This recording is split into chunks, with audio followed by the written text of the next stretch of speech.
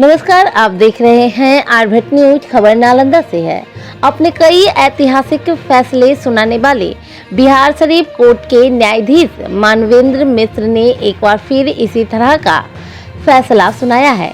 करीब 41 साल बाद फैसला सुनाते हुए आरोपित को 3 अलग अलग धाराओं में जेल भेज दिया। फैसले को जानने के लिए कोर्ट में लोगों की भीड़ देखी गई। मामला यह था कि बेन थाना के मुरगांबा गांव के जमींदार कामेश्वर सिंह का पुत्र कन्हैया सिंह मैट्रिक परीक्षा के दौरान चंडी हाई स्कूल से वर्ष 1977 में अचानक गायब हो गया था। उनके करोड़ों की संपत्ति का कन्हैया इकलौता वारिस है। गायब होने के कुछ माह बाद ही पड़ोसियों ने गांव में आए एक भरथरी को कन्हैया के तौर पर पहचान कर उसे वहां रखा था।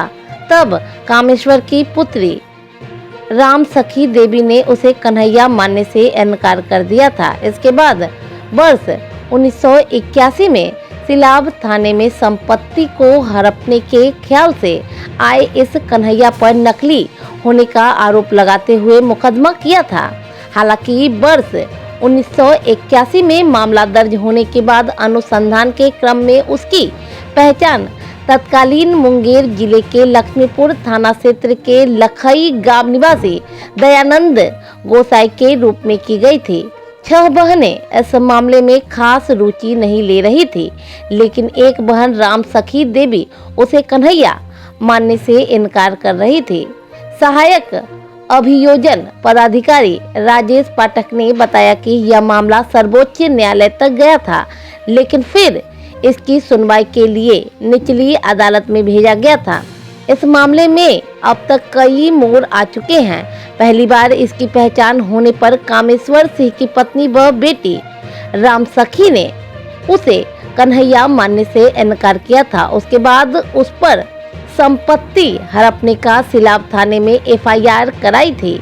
करीब 41 साल बाद जज मानवेंद्र मिश्र ने 420, 419 और 120 भारतीय दंड संहिता के तहत 3 साल की सजा और 10,000 रुपए की जुर्माना सुनाते हुए आरोपित दयानंद गोस्वामी को जेल भेज दिया। क्या फैसला सुनाया गया?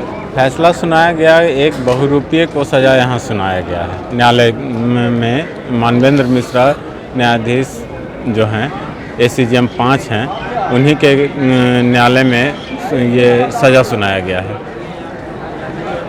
क्या सज़ा में 420 और 419 और 120 के अंतर्गत दिया गया है। 3 साल का सज़ा दिया गया है, 10,000 जुर्माना के रूप में दिया गया है।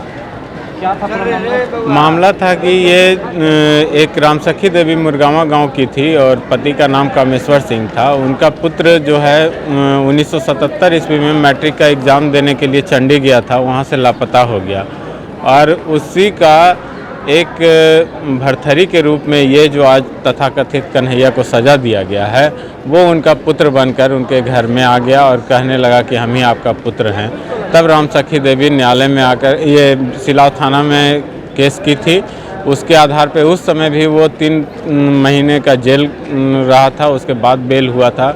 आज पूरी प्रकरण के साथ यहाँ जितने भी गवाहों की गवाही के अनुसार और राम सखी देवी की एक पुत्री की जो विद्या देवी अभी हैं, वो मुकदमा का देख रेख कर रही हैं, उनकी गवाही के अनुसार वो दोषी पाया गया और उसके आधार पे उसको सज़ा दिया गया। सज़ा में वो तो इतना कर दिया कि जब सभी दोनों पक्षों के बीच में जब बहस चल रही थी, बहस के दरमियान में उन्होंने एक जो सही में अभी तथाकथित कन्हैया बना हुआ है, वो दयानंद गोस्वामी लखई गांव जिला जमुई का था और वो जमुई का के यहाँ वहाँ से एक जाली मृत्यु प्रमाण पत्र बनवा करके न्यायालय में भी दाखिल कर दिया, जिससे न्यायालय वहाँ के जमुई जहाँ से वो बनाया था वहाँ से जांच प्रतिवेदन मंगवाए, वहाँ भी वो जाली पाया गया। वो तो जो व्यक्ति न्यायालय के साथ धोखाधड़ी कर सकता है, वो तो अमूमन है कि राम सखी देवी के साथ ही भी वो धोखाधड़ी किया था और आज धोखे के कारण वो सज़ा काटने के लिए तैयार हो गया। एक बहुरूपिये का अंत हुआ है इसमें। मेरा नाम राजेश कुमार अधिवक्ता।